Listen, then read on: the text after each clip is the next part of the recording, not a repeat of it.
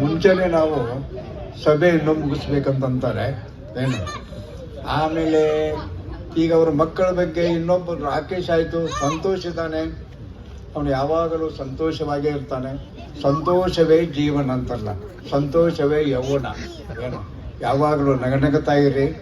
ಆಮೇಲೆ ರಾತ್ರಿ ಯಾವುದು ವಿಚಾರ ಮಾಡಕ್ಕೆ ಹೋಗ್ಬೇಡ್ರಿ. ಐ ಥಿಂಕ್ ಇದ್ರೊಳಗೆ ಸುಮಾರು ಜನ ಈಗ ನಾವೆಲ್ಲ ಏನಪ್ಪ ಅದು ಸೀನಿಯರ್ ಸಿಟಿಸನ್ ಏನೋ ಅಂತಾರಲ್ಲ, ಆ ವಯಸ್ಸಿನೊಳಗೆ ಇದ್ದಾರೆ. ಚೆನ್ನಾಗಿ ಊಟ ಮಾಡ್ರಿ, ರಾತ್ರಿ ಊಟ ಬಿಡಬೇಡ್ರಿ. ಯಾಕಂದ್ರೆ ಒಮ್ಮೊಮ್ಮೆ ನಾವು ವಾಕಿಂಗ್ ಹೋದಾಗ ಒಮ್ಮೊಮ್ಮೆ ಬೀಳುವ ಚಾನ್ಸ್ ಅದ. ಹೌದು, ನನಗೂ ಒಮ್ಮೆಯಾಗಿದೆ. ನಮ್ಮನ್ನೆ ಬಾಂಬೆಗೆ ಹೋಗಿದ್ದೆ, ಅಲ್ಲಿ ಊಟ ಸರಿ ಹೋಗಲಿಲ್ಲ. ವಾಕಿಂಗ್ ಹೋದೆ, ಒಮ್ಮೆ ಬಿಟ್ಟೆ.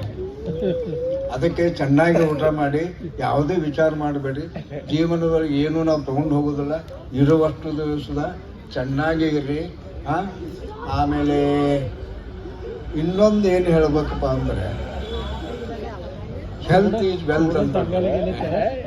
ಕ್ಯಾರೆಕ್ಟರ್ ಅಂತಿದ್ರು, character is last, everything last ಅಂತಿದ್ರು. ಆದರೆ ಈಗ ಹೆಲ್ತ್ ಈಸ್ ಇಂಪಾರ್ಟೆಂಟ್. ಯಾಕಂದ್ರೆ ಸುಮಾರು ನಾವು ಏನೂ ತೊಗೊಂಡು ಹೋಗೋದಿಲ್ಲ. ಎಲ್ಲರೂ ಕೂಡ ನಗನಗುತ್ತಾ ಇರೋ ಸಿದ್ದೇಶ್ವರ ಸ್ವಾಮಿಗಳು ನೀವೆಲ್ಲರೂ ಕೇಳಿರ್ಬೋದು. ಸಿದ್ದೇಶ್ವರ ಸ್ವಾಮಿಗಳು ಒಂದು ಶಾಂತಿ ಪಥ ಅಂತೇಳಿ ಒಂದು ಪುಸ್ತಕ ಬರೆದಿದ್ದಾರೆ. ಅದು ಕನ್ನಡದೊಳಗೂ ಅದ, ಅವರು ಮರಾಠಿ ಒಳಗೂ ಬರೆದಿದ್ದಾರೆ. ಆ ಶಾಂತಿ ಪಥ ಪುಸ್ತಕ ನೀವು ಇವನ್ ಇಂಗ್ಲಿಷ್ ಆಲ್ಸೋ ದೇ ಅವರು ಅದನ್ನು